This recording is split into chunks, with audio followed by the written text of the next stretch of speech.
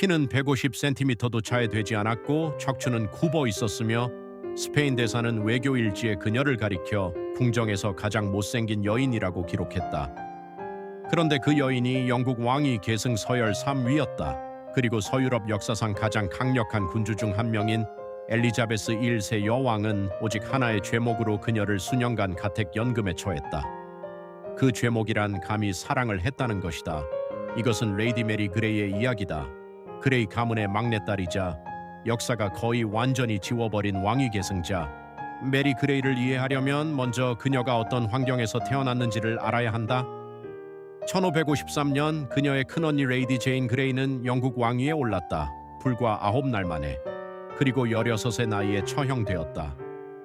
둘째 언니 캐서린 그레이는 미모로 온 궁정을 사로잡았지만 여왕의 허락 없이 비밀 결혼을 감행했다는 이유로 엘리자베스 1세에게 가택 연금을 당했다. 메리는 남은 자였다. 그녀는 총명했고 여러 언어에 능통했다. 하지만 제인처럼 위엄이 있지도 캐서린처럼 사람을 매혹하는 아름다움이 있지도 않았다. 겉모습이 신성한 질서를 반영한다고 믿었던 튜더 왕조의 궁정에서 굽은 척추를 가진 메리는 존재 자체로 투명 인간이었다. 그리고 어쩌면 바로 그 투명함이 그녀를 살렸다. 엘리자베스가 캐서린에게 분노를 쏟아내는 동안 메리는 조용히 여왕의 시녀가 되었다. 그녀는 고개를 숙였다. 목소리를 내지 않았다. 궁정의 가장자리에서 희미한 그림자처럼 존재했다. 여기서 내가 주목하는 것은 이것이다. 두드러짐이 곧 위험을 의미하던 시대에 평범함은 때로 가장 강력한 무기가 된다. 메리는 아무도 그녀를 바라보지 않는다는 사실 덕분에 살아남았다. 그러나 메리 그레이는 생애 단 한 가지 실수를 저질렀다. 사랑에 빠진 것이다. 그녀가 선택한 남자의 이름은 토머스 키스였다. 궁성 문을 지키는 문지기였으며 호라비의 자녀가 여럿 있었다. 그리고 궁정 기록에 따르면 궁전에서 가장 키가 큰 남자였다. 우뚝하고 건장한 그와 작고 굽은 등을 가진 메리가 나란히 서 있는 모습은 아마 궁정 전체의 입방에 올랐을 것이다. 그러나 그들은 진심으로 사랑했다. 1565년 7월 16일 궁정 전체가 다른 귀족의 성대한 결혼식에 쏠려 있던 그날 밤 엘리자베스 여왕까지 참석할 만큼 큰 축제가 열리던 그 틈을 타 메리 그레이는 자신만의 결혼식을 조용히 올렸다. 참석자는 몇 명에 불과했다. 예식은 15분 만에 끝났다. 작은 금반지 하나. 궁성 워터게이트 위에 어두운 방에서 나눈 서약 하나. 증인 중 한 명인 마거릿 윌러비는 문 밖에 서서 끝내 안을 들여다보지 않았다. 직접 보지 않으면 처벌받지 않을 것이라 믿었기 때문이다. 2주 후 소문이 퍼졌다. 엘리자베스의 최고 고문 윌리엄 세실은 지인에게 편지를 쓰며 이렇게 적었다. 궁정에서 가장 키 큰 남자가 궁정에서 가장 작은 여인과 비밀리에 결혼했습니다. 이 죄는 매우 무겁습니다. 엘리자베스는 경노했다. 이 사건을 돌이켜보면 나는 이런 질문을 하지 않을 수 없다. 메리는 순진하지 않았다. 캐서린에게 무슨 일이 일어났는지 알고 있었다. 엘리자베스가 어떻게 반응할지도 알고 있었다. 그럼에도 그녀는 결혼을 강행했다. 이것은 무모함이 아니었을지도 모른다. 어쩌면 이것은 평범한 방식으로는 결코 행복해질 수 없다는 것을 알면서도 단 15분만이라도 스스로 그 행복을 만들어내기로 결심한 한 여인의 의지적인 선택이었을 것이다. 엘리자베스는 두 사람을 각기 다른 장소에 격리했다. 메리는 윈저로 보내졌고 이후 여러 귀족 가문을 전전하며 관리자의 감시 아래 놓였다. 정원 출입이 금지되었다. 방문객을 받는 것도 금지되었다. 하인은 딱 2명만 허락되었고 음식은 굶어 죽지 않을 만큼만 지급되었다.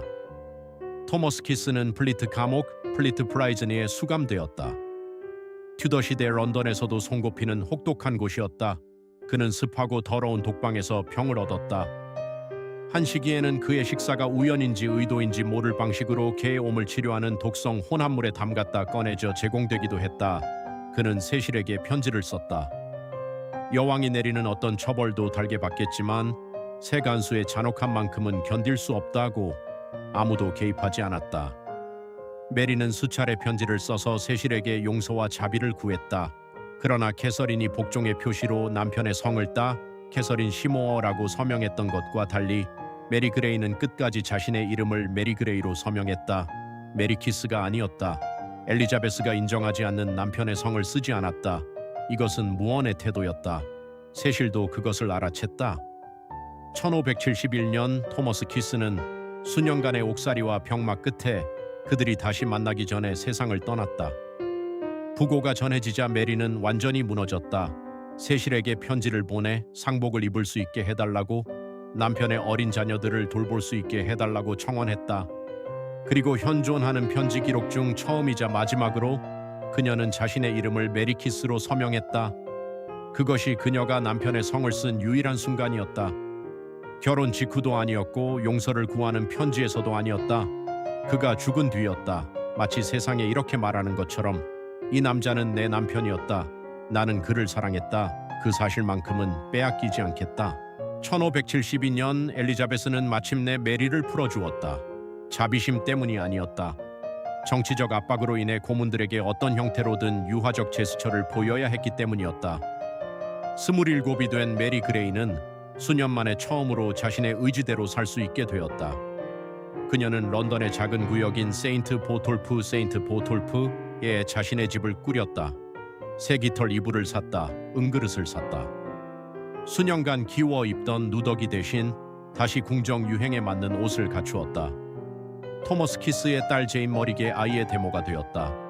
이미 세상을 떠난 남편의 흔적을 자신의 삶 안에 남겨두는 방법이었다. 그리고 그녀는 조용히 명예를 회복해 나갔다. 여왕에게 선물을 보냈다. 종교적 견해에 대해서는 침묵을 지켰다. 다시는 결혼하지 않았다. 1578년 흑사병이 런던을 다시 덮쳤다. 귀족들은 도시를 떠났다. 메리는 남았다.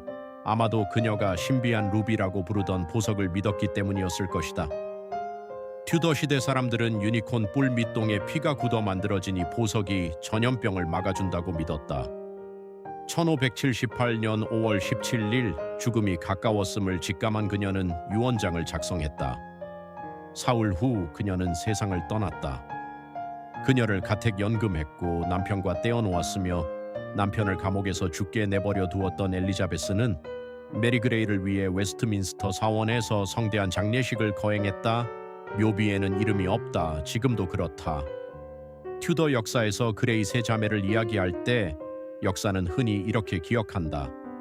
제인은 비극적인 죽음으로, 캐서린은 뜨거운 사랑으로, 그리고 메리는 거의 기억하지 않는다. 그러나 셋 중에서 두 언니가 하지 못한 일을 해낸 사람은 메리였다. 그녀는 자유 속에서 자신의 집에서 마지막 선택권을 손에 쥔 채 눈을 감았다. 그것이 역사가 칭송하는 방식의 승리는 아닐지 모른다. 하지만 왕족의 피를 타고났다는 사실 자체가 사형 선고가 될 수 있었던 튜더 시대를 살아낸 한 여인에게 이것은 분명 또 다른 종류의 승리였다.